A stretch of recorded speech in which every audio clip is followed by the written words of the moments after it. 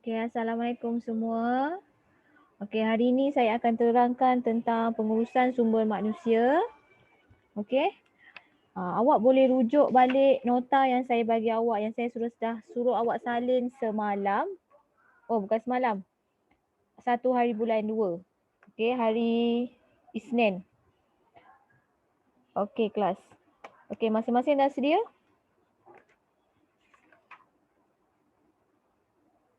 Okay, saya akan sharekan. Ni yang saya suruh awak buat kan. Okay.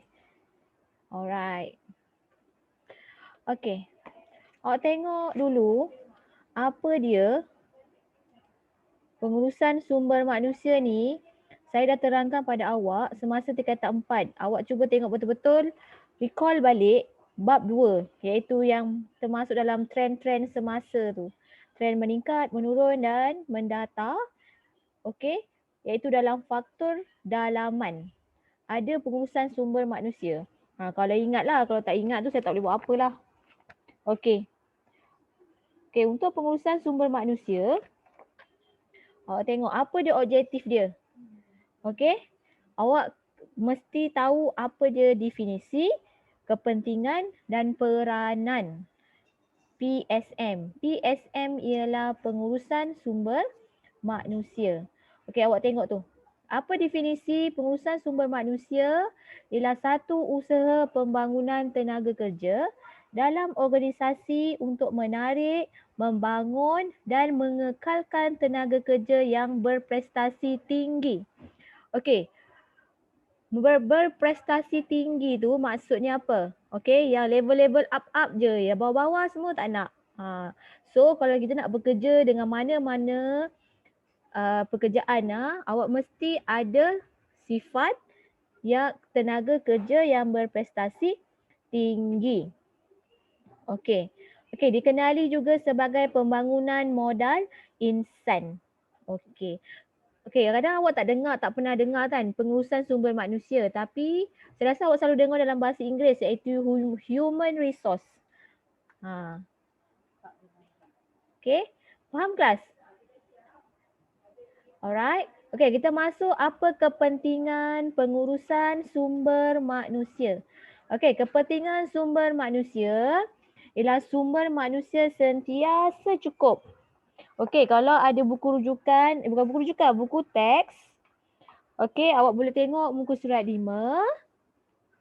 Okey, kepentingan pengurusan sumber manusia. Awak boleh tengok juga dalam apa buku teks digital. Okey, saya tahu, saya faham awak semua belum ada buku teks. Okey, kepentingan sumber manusia yang pertama ialah sumber manusia sentiasa mencukupi. Okey, kalau tak cukup, macam mana kilang-kilang nak bekerja, kilang-kilang nak mengeluarkan produk.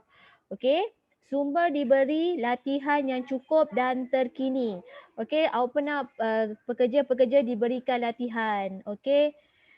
Ketiga, pengagihan sumber manusia secara berkesan. Yang keempat, kebajikan pekerja sentiasa dijaga. Yang kelima, prestasi sumber manusia sentiasa dipantau. Dan yang keenam ialah tahap motivasi pekerja sentiasa tinggi. Okey, so macam sekarang ni saya haraplah semua pelajar-pelajar saya mempunyai tahap motivasi yang tinggi.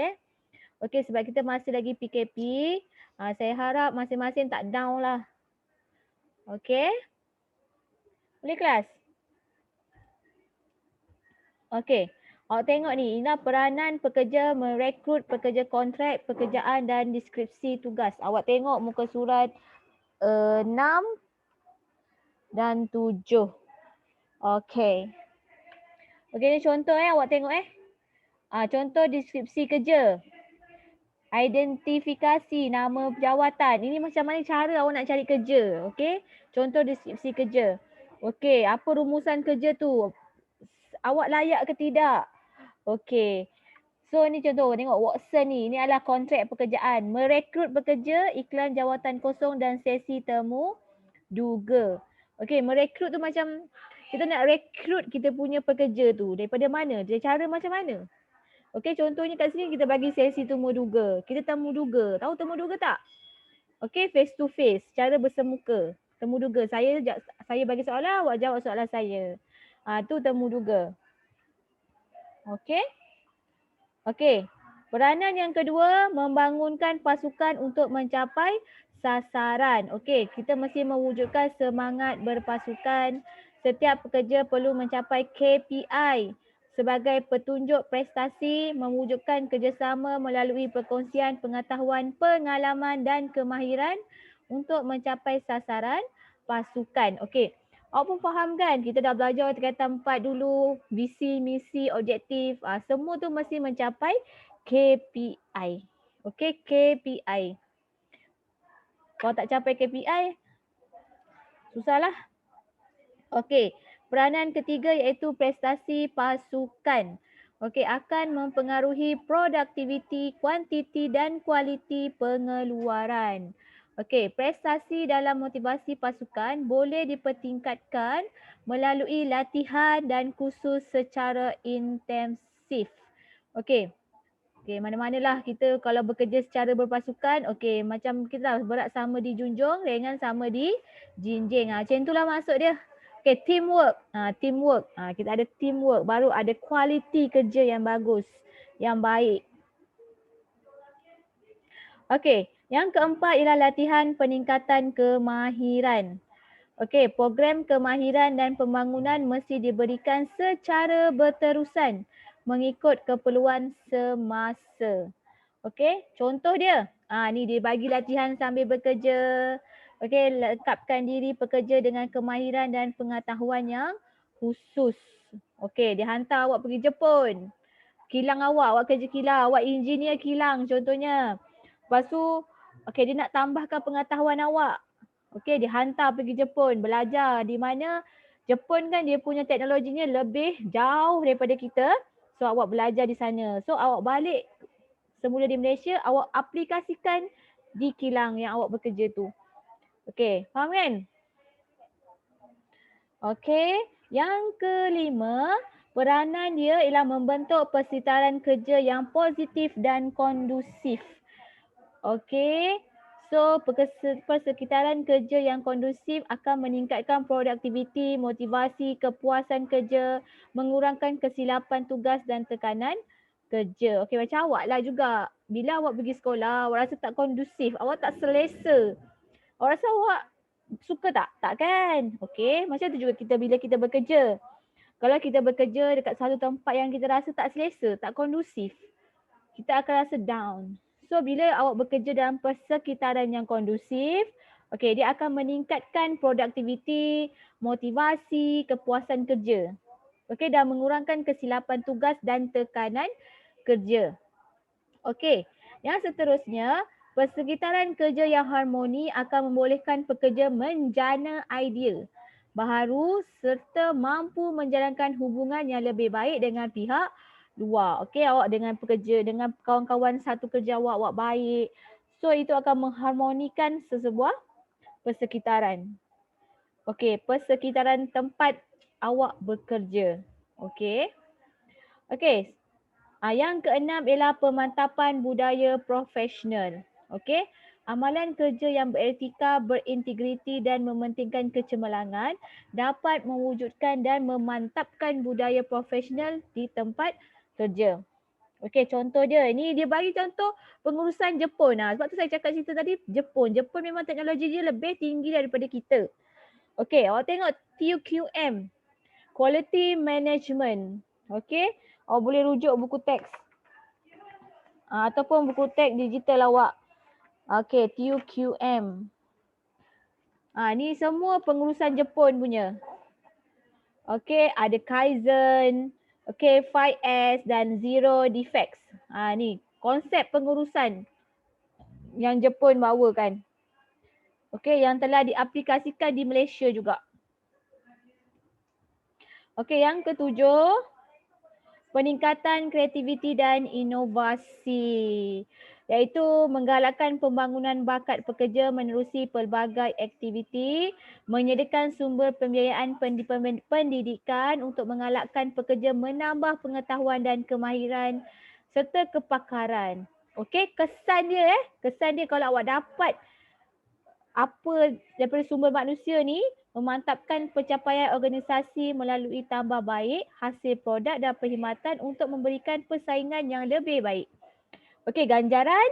Okey, akan diberi ganjaran dan penghargaan kerana sumbangan, produktiviti dan motivasi kerja. Okey, yang ke-8, pemberian insentif yang munasabah. Okey, boleh tak awak rasa awak nak bekerja tapi awak tak dapat apa-apa insentif? Tahu insentif tak? Penghargaan. Okey, contohnya awak dapat mencapai KPI. Okey, so awak dapat insentif. Insentif tu contoh macam mana? Okey, contohnya bila awak sakit, awak pergi klinik. Klinik tu pedal awak punya tempat kerja. So, insentif. Itu adalah insentif. Okey? So, awak rasa dihargai. So, awak akan setia dengan tempat kerja awak tu. Okey? Okey, PSM perlu menyediakan skim kesihatan dan keselamatan.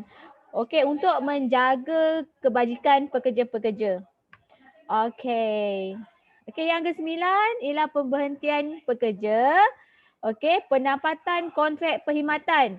Okey, dia ada 4 kategori kalau awak diberhentikan kerja sebab apa? Sebab apa awak kena berhentikan kerja? Tu pun masuk dalam human resource, pembangunan sumber manusia. Okey, yang pertama ialah sebab penamatan kontrak perkhidmatan. Okey, contohnya awak dapat surat kontrak 5 tahun. Lepas 5 tahun, habislah. Okey, yang kedua, yang pertama, salah tadi. Itulah penambatan kontrak perkhidmatan. Yang pertama ialah persaraan. Okey, persaraan tu bersara lah. Contohnya macam saya bersara umur 60 tahun. Dah tak ada gigi. Sekarang umur 36 pun tak ada gigi dah. Umur 60 macam mana saya pun tak tahu. Okey, yang kedua penamatan secara sukarela. Contohnya awak dah tak nak bekerja. So awak bagi surat berhenti kerja notice 24 hours. Okey, yang ketiga penamatan perkhidmatan secara disiplin. Inilah disiplin ni paling penting sekali bila awak bekerja. Okey, bekerja tak bolehlah bangun lambat. Pergi kerja punch card pukul 8, awak punch card pukul 9. So awak dah melanggar disiplin pekerjaan. So awak boleh ditamatkan perkhidmatan. Okey, dan yang keempat ialah pemecatan. Pemecatan ni awak kena pecat. Sebab apa? Mungkin sebab disiplin, sebab awak contoh awak makan rasuah ke, macam tu. Awak dipecat. Okey? Akan diberikan ganjaran atau pampasan setimpal oleh majikan bila awak bersara, bayaran ada bayaran gratuiti, persaraan dan ada pencen. Itu dalam pemberhentian pekerjaan. Okey. Terima kasih semua. Okey, faham Kalau tak faham awak boleh tanya pada saya, boleh kalau segan sangat boleh WhatsApp saya secara personal. Okey, tak ada masalah. InsyaAllah saya akan layan. Alright? Okey. Untuk tajuk yang seterusnya, kita akan masuk pada hari Isnin minggu hadapan. Okey? Terima kasih. Bye.